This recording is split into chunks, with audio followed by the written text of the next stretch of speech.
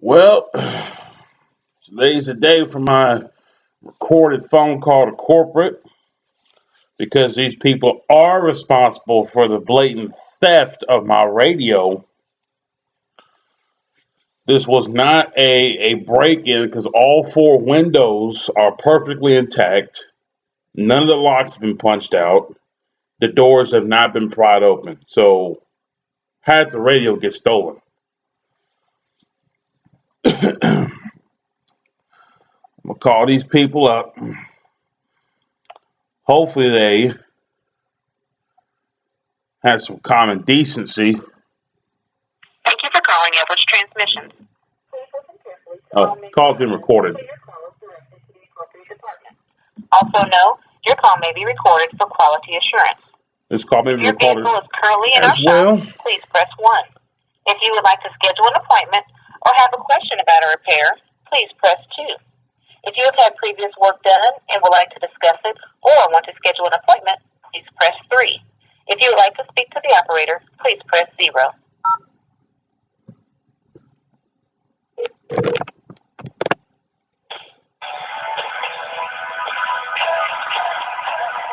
Edwards Transmission, this is Michael speaking. How can I help you? Yes, the corporate office, please. One moment. Son Edward opened his first shop. Oh, I can't stand this part. Okay, good. That old lady. Edwards Transmission. Yes, this is Mr. Wiseman. Who am I speaking with? This is Carla.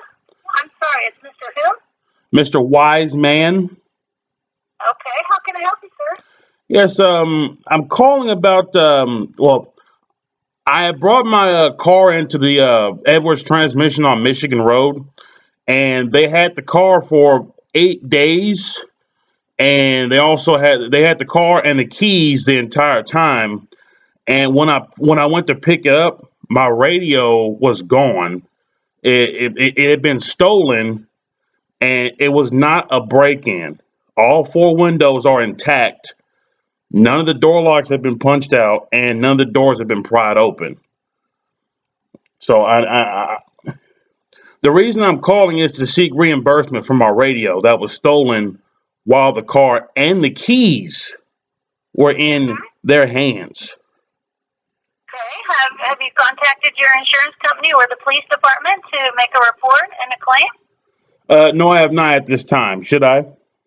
Yes, that would be the correct, because state of Indiana, the insurance covers your vehicle. Our garage keeper liability insurance covers us for our liability. If we are to say we damaged your vehicle, we wrecked it, or we scratched it, or we did not, something we were liable for, but we do not cover, things that are not our liability. In other words, if there's an unknown criminal element, something gets stolen from your vehicle, that is not, our liability. So I would suggest that you would need to refer to your insurance company, and I don't know what your insurance company's charges, if they require you to have a police report or not. Okay, so let me start off with my story. Okay. Over the course of these 8 days, my car was there for just a shifter cable. The car was stuck in park. I had let them know that this is my suspicion of the problem. It took 8 days, and I ended up having to source my own part for reasons unbeknownst to me, as the counterman who identified himself as Mike. There's three auto parts stores within walking distance of the store, and all three of them had it. So I'm not sure what the issue was on that. When I went to pick up the car, I paid my bill. It was $219 something. I have the receipt right here. When I walked out to my car, my actual door was open, not wide open, but it was open enough to so I can see that it was open. And when I opened my door, I found the work that I had paid for, that the car was in their hands along with the keys for 8 days on a job that had been billed out for not 2 hours. The job was still not completed. My console was left in pieces, as well with the shifter. The door itself would not close for whatever reason, and there was a pile of cigarette ash in my passenger seat. I personally do not smoke. I informed the counterman who identified himself as Mike, as I've mentioned. He came out, and he was just his main focus was covering his liability, even though the shop is entirely liable for everything that happened to my vehicle because it's on their property and they have the only set of keys to it. He took a flathead screwdriver and some lubricant, and he jammed the screwdriver in my door some kind of way, and that fixed that. So that's off the table. He had one of his guys come out and put my console back together and my shifter the way it was when I dropped the car off. So that's off the table. Okay, And he okay. had Now I can see that's our responsibility, but okay. yes, I'm just going through my story. Sure. And they did have a guy vacuum the pile of cigarette ash in my passenger seat. Because none of these things were as they were when I dropped the car off. And I took a picture of the car when I dropped it off to show that the door was clearly closed.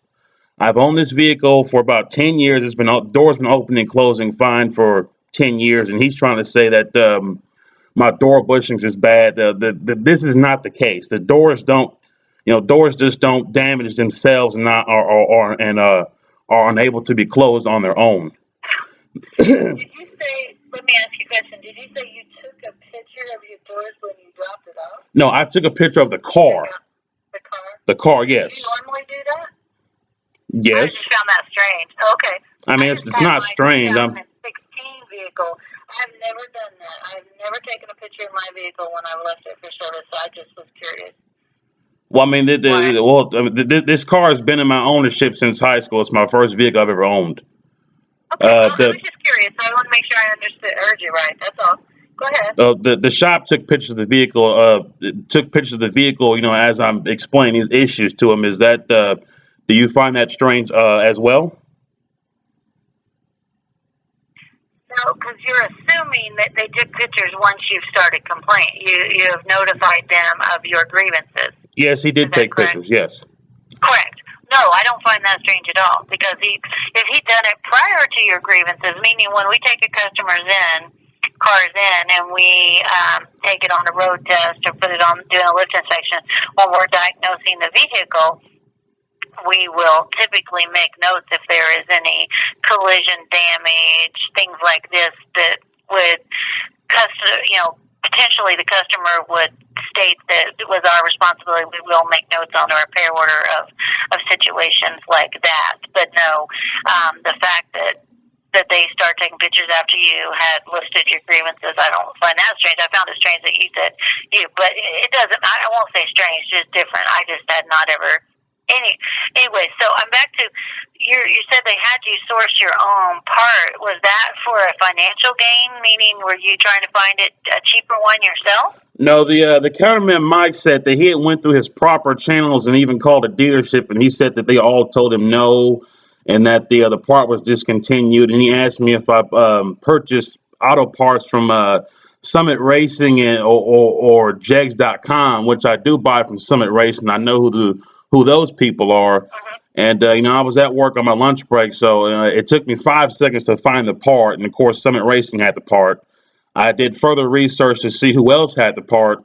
The AutoZone that's across the street from them on Michigan Road, the Auto Advance store that's next door to the shop, and the O'Reilly's at the end of the street. All three of these shops had the part. I'm not sure, why he says he couldn't find it, but they did fix the shifter cable. It works like it should. What I paid them for. How it took them Sure. 8 days for a job that wasn't, that he said took an hour and a half. I'm not sure. So it But was 8 days from the time you brought the shifter cable to them? no, it was 8 days from when I dropped the car off. I dropped the car off 2 Wednesdays ago, just after hours. That was, let me see here. That was the Well, no, I 20th. would only be curious as to from the time you delivered the shifter cable, the time that it took them. Well, he said, he kept claiming that the shop was shorthanded, this, that, and the other. And on Friday when I called, 2 days after dropping it off, I'm not counting Wednesday. He said that they could get to that they might be able to look at it Saturday and Sunday. I had swung by the shop. Yes, I know they're closed on Sunday, but I had seen that they had moved my car from one side of the parking lot to to the other side. I'm thinking that they're going to work on it. And so Monday, I'm like, they're probably not going to get it done because I see that the shop is full. Normally, anytime I take my car to a brand garage, I make a phone call every day to check on the process, and I make at least one unannounced visit in person in case I'm being, made a fool of. But so I didn't call Monday. I wish I had.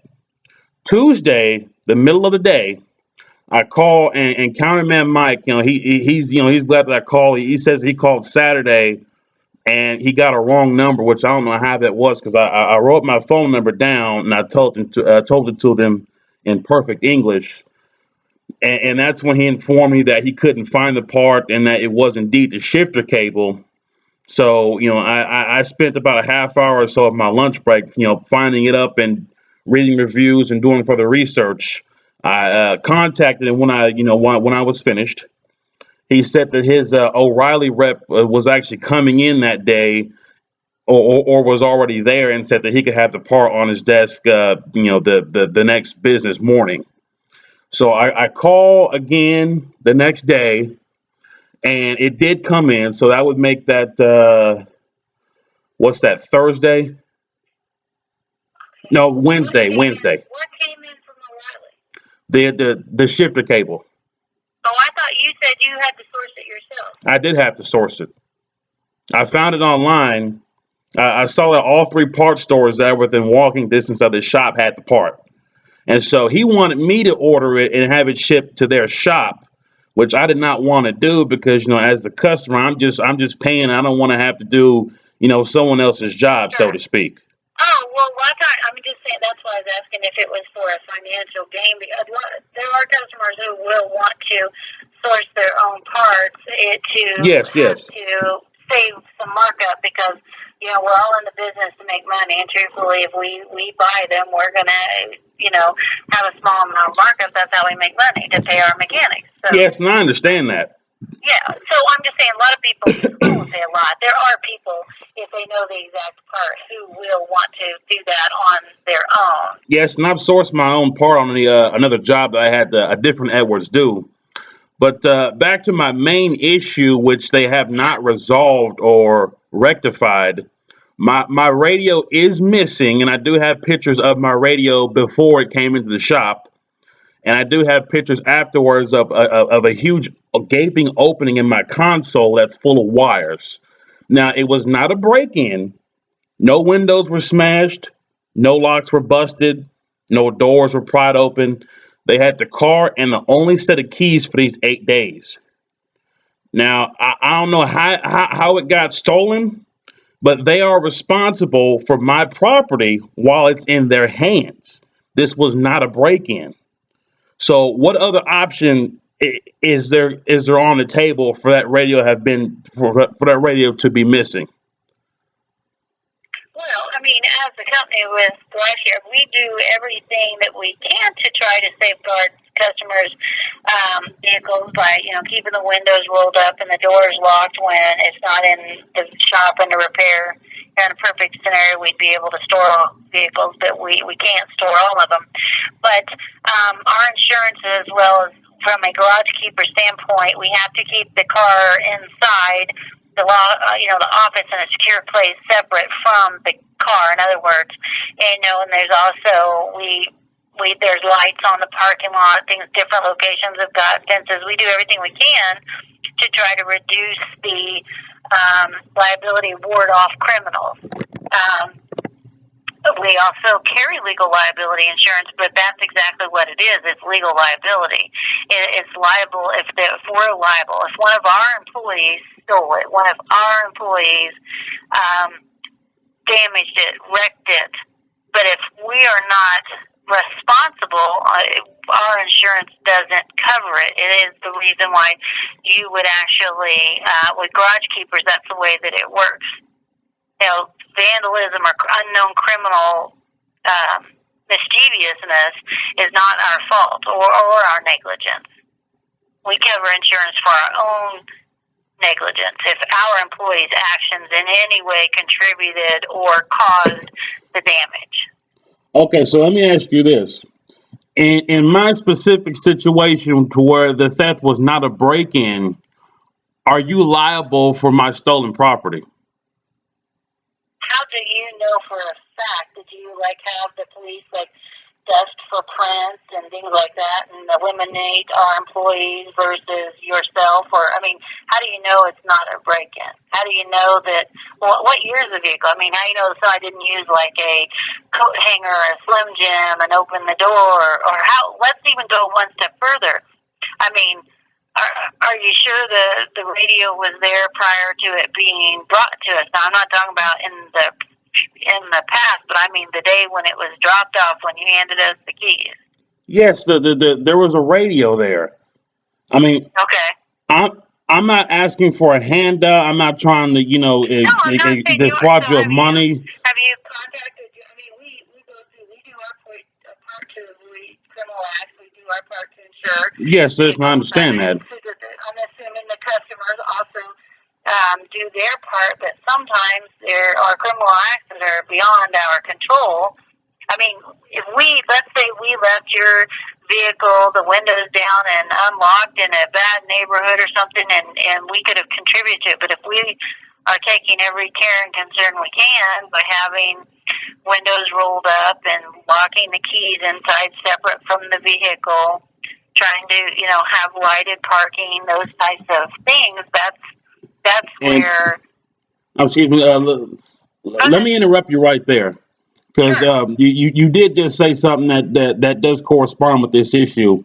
When I did go to pick up the vehicle, the door was open, as I had mentioned, but it was not a break in. The door was closed and locked.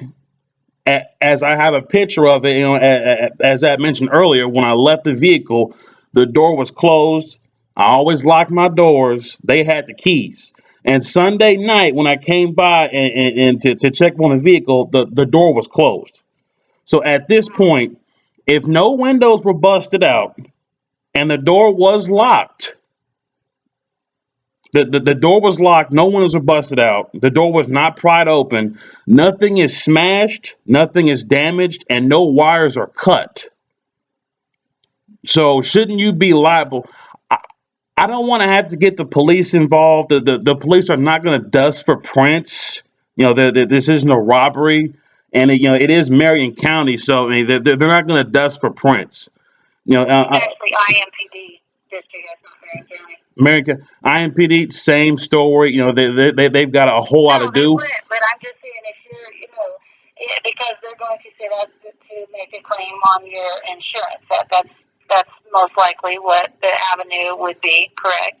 Well, I'm not trying to make a claim on my insurance. The property was in Edwards Transmission's hands, and Edwards Transmissions is responsible for the theft of the radio, seeing how it was not a break-in, and it was either an inside job or due to negligence. Now, I've spoken with the counterman, Mike. I don't want to. I'd rather not have to get the police involved, but I'm just asking for either my radio to turn up, or I would like my bill of $219 something to be refunded as the cost of the radio pod, the accessory cable, and the work that I had to have that radio put in is more than $219. You see what I'm saying? I do. I hear what you're saying. Now if you would like to make a compensation, a settlement to have my bill refunded, I'll gladly, drop this issue, as that will, suffice on my end. But the car was in their hands. It was on their property. They never test drove it. It was in their hands for 8 days. Only they knew it was there, and where the keys were, they had it the entire time, and it's not a break-in. Now, if somebody had broken in and windows was busted, locks was punched out, doors were pried open, wires was cut, the console was smashed open, then it'd be a different story. But this issue, as it sits, it points to either an inside job or negligence. Well, Because I how can did the only radio get see stolen in the that first anybody place? would want the radio. I don't even know what type of vehicle or radio we're talking to, but we've never had that issue before with our employees. They're wanting to take it. They know that customers know their vehicles, and they know that customers are going to inspect their vehicles. That's not ever been an issue. Yes, and I understand that. I'm not saying they outright stole it. I'm not saying they outright stole it, nor did I accuse them of it. I am Sure. saying that since my property is in their care, that they are liable and responsible for a theft that occurred due to a non-break-in. Let me ask you this. If I borrow your TV, right? If me and you are close and you let me borrow your TV and it's in my hands and it gets stolen, am I not liable? No, you're not.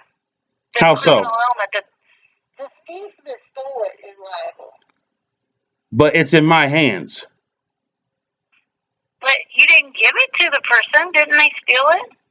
No, I'm asking you that if I No, borrow as an your act of TV, goodwill, if you're my friend, it's an act of goodwill, or maybe morally you might want to feel responsible, but no, you're not responsible. you seem to miss the point on this. If I borrow your TV and it's in my house and I have the keys to my house, the windows are not busted, there's no break in, and it comes up missing.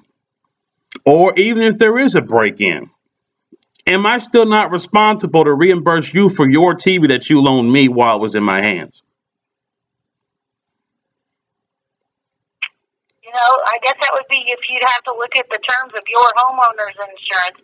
It's a little bit Oh my. different. You're using a friendship. That's not a good example. You're using a friendship Okay, okay, based on loaning a vehicle. okay. There's no law that says you have to protect my TV.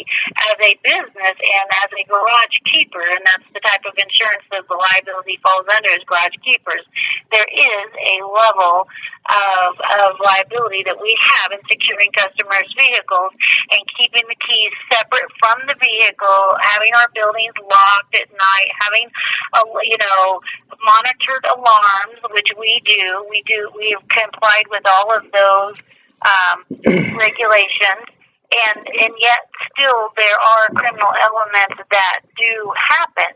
Now, I haven't even had a chance to do any type of an internal investigation, so I've got your name. What type of a vehicle was it, and what's the phone number? And I will call the Michigan Road store and talk to the shop foreman and the mechanic who worked on it, and I will return your phone call. Okay, my name is Patrick Wiseman, and my car is a 1988 Camaro. And what else Okay. did you? What other information did you need? Yeah, a phone number that you could be reached at a daytime phone number. Okay, it's 317 488 9845. Now, let me ask you this, since we seem to be kind of going back and forth. What do you suggest that my next recourse of action be? Well, myself personally, the next thing would be I will call them and I will return your phone call. But obviously, you insure the vehicle against comprehension, which is comprehensive, is which where theft would fall under that. But let me ask you.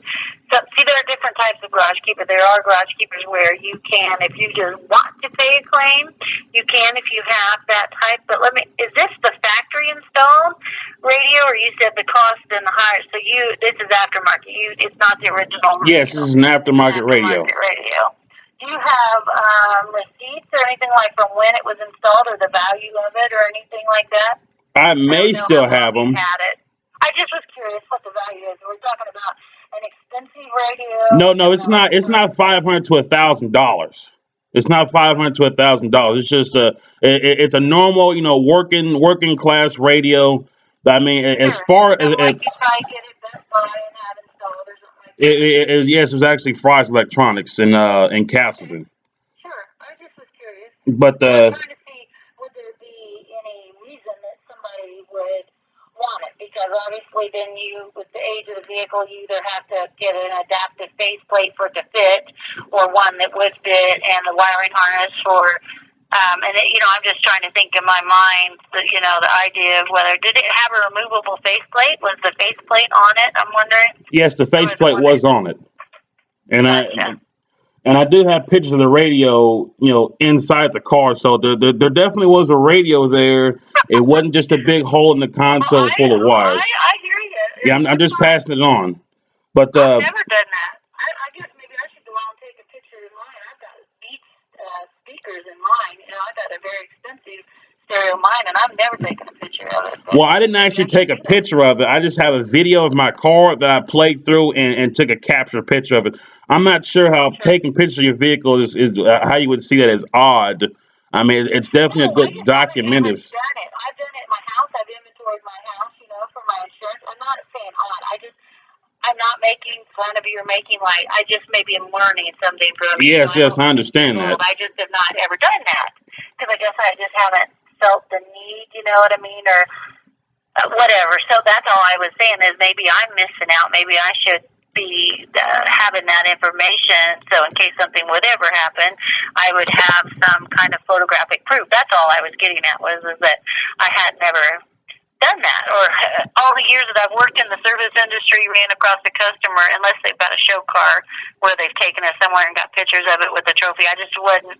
That's all. I wasn't trying to make a big deal about it. I just was not Yes, heard of somebody having pictures of their vehicle unless there was some grievance or claim, and then they had pictures to document it. But yes, but it's okay. Well, I will call the Michigan Rose store and speak with the foreman and the mechanic, and I will give you a call back. I will also inquire about the parts sourcing. yeah. I'm not making a claim on that part. I'm just Oh no! Well, that's just part of the you story. made a verbal agreement, and that's kind of story. But that's actually how we make a profit, I don't understand why they would ever want to let your grievance is that you had to spend your time, half your lunch hour No, sourcing it. that's So I would want an answer why you had to do that no, that's because we that. provide that as a service. Well, I'm not saying that's part of my grievance, but that it's just part of the overall story so that you can understand what's going on here. Absolutely. And I look at the overall experience from the customer service standpoint, because that's the industry we're in, and we want customers that want to have good experiences. So you'll tell your friends or your neighbors or whoever in return for future business. Yes, and I have actual other receipts totaling over $2,000 worth of business that I've taken to Edwards, and I'd hate to Right. break the Right. business We wouldn't customer want to use the relationship over customer. radio, but Nor would we. as far as a settlement offer, if Edwards would like to refund my bill of let me look at it real quick. It is $219.04. Now, Well, I doubt that would work for Captain because that bill was basically just to install your shifter cable, and that's working properly. Is that not correct? So why would why would there be any merit or reason for us to reimburse your bill? The work that we performed, the labor to install it, well, it's working properly, correct? yes. Now, let me go on to say that it's the labor plus the cost of the part. Now, my radio is Okay. missing, and the car had a radio I'm so beforehand. confused. So if you had to source it, in other words, you mean you just called around and found it. You didn't source it. That's where you confuse. Once a customer sources the part, they find it, they purchase it, and bring it to us. So you didn't source it. Well, I You located the part. expedited it. You located it. Okay. I located. I'm glad I understand that because I was actually going to reprimand them for having the customer do the legwork to find the part and purchase it and bring it in. You just located it for them. I understand now. But Okay. as far as my offer to have my cost of labor and cost of part reimbursed, my car did have a radio when it came in there, and I have a picture of it with the radio inside, and I have pictures afterwards of there being a huge gaping hole with wires. Now, Are those pictures date stamped? yes, they do have dates on them. Sure. Oh, because I'm just wondering if it was the date. Because obviously, even if you did take pictures, maybe it could have been some time ago. That's all I'm getting at. I was wondering if it was the date that the vehicle was dropped off. It was date stamped. Like I'm I said, imagining you pulling up in our shop and taking pictures of the vehicle before you leave it or something was what I was imagining. well, I'm not trying to defraud you guys of money. I know that does happen. I'm not asking for the moon here. I'm just saying that, as a customer bringing in my personal property, I have a degree of trust and still in the people who I'm bringing it to be professional, to Absolutely. care for my property as I would, considering it as my money, and then I'm paying these people to perform a service, and it's taking over a week to do a job that wasn't 2 hours, and then I come back and my vehicle's been, somebody's been laying up on the door or something, and there's a pile of cigarette ash, and my console, my shift is laying in pieces, and I then have my issues with radio's all of those stolen. things. Correct. And I'm going to ask about all of this. Why was the console not put back together? Why was the door not closed completely? Why was there cigarette ashes? I have an issue with all of those because none of those actually represent the kind of service we provide. So that's And I one hope they thing don't. that's why I was going to also ask about the parts. And I would just like it noted that that is a good settlement offer, because with the cost of that radio, the radio pod, and the accessory cable, and the labor that I've spent, the cost of that is more than $200. Now, I would rather not escalate this further, but this does hurt me deeply to have my property stolen and it not be a break-in. Because with the windows not being smashed, and they were all the way up, and I can take pictures of the car today if you like. The windows are all the way up, the doors function, the locks function perfectly as fine. Nothing was pried open. There's no wire coat hanger marks. People, people don't even do it no more. There's no scratches on the glass that would suggest somebody jimmied the door open. You would be surprised how many people still do that. I just saw somebody in Walmart doing it the other day, Well, trying to well, open their vehicle with well. My windows are tinted, so if somebody stuck a metal object in there, it would scratch the tint and I'd see it. I drive this car every day. This car's a big part of me. It's I the first car understand. I ever owned.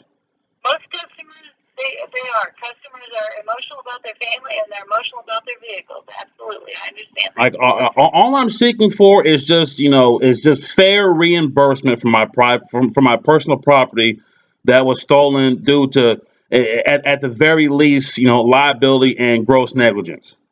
Do you agree? Okay. I do not agree there Well, is I, any well, gross well, negligence on our part. let me Gross let me read negligence, let me you reword have, it. Let me reword it. okay.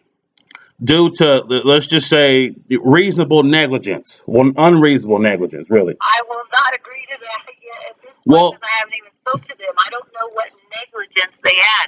well, a form of negligence, then, a form of negligence. Is that better for you? No, I will. No, listen. There are rules about garage keepers running. When we registered ourselves, Secretary of State of Indiana, there are laws governing the service industry. There are minimum standards about securing customers' vehicles, having vehicles locked separate from the vehicle, having locking doors, locking windows, proper lighting, having monitored alarms, those types of things where and carrying the proper insurance. I do all of those things, so there's no negligence on our part. The negligence on our part would be had we left the keys in the vehicle unlocked or left the windows down and we parked it at the grocery store because we ran in to get a drink at our lunch hour or something. I'm just making up hypothetical situations. But having Yes. not even spoke with, I haven't even been allowed an opportunity to even ask the side of my employees. And of course, I'm going to, at this point, say I have no comment about any Yes, and gross I understand that. I negligence, understand that. Like, until I've even been afforded an opportunity to ask them. And I'm sure that wherever you work, and if somebody presented your boss with a scenario, you would want the opportunity to be able to give your side of the story yes, versus and I what your boss understand that. just assumed that you were.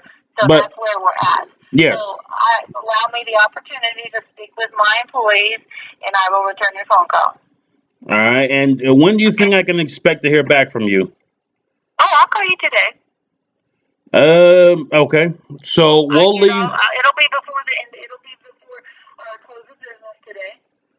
Right Oh, now, I know that my mechanics are at lunch at that store. Most of them take their lunch hours between 12 and 1. So, and can't pull them off a job to question them. But as soon as I do talk to them, that's what I'm saying. It'll be before the end of the day. okay.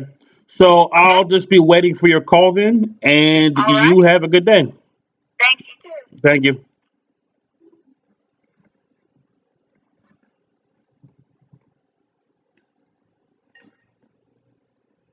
That was ridiculous. That was ridiculous. She's talking about me making a claim on my insurance. Why would I make a claim on my insurance? Did I steal the radio? No, I didn't. What I asked for, my bill of $2.19 and 4 cents. My bill of $2.19 and 4 cents. All I'm asking is that the cost of the radio is at least $130. You know, I got the radio pod. There's an accessory cable on the back of it that's wired through the console, up under the dash. The labor to install it. I mean, this 219. The radio and shit costs more than that. Trust me, it costs more than that. She's talking about garage keepers insurance. She's just trying to cover the ass just like that counterman might. That's ridiculous. It's this video 36 minutes and change. It's ridiculous. It's not a break-in. They know that. They know that.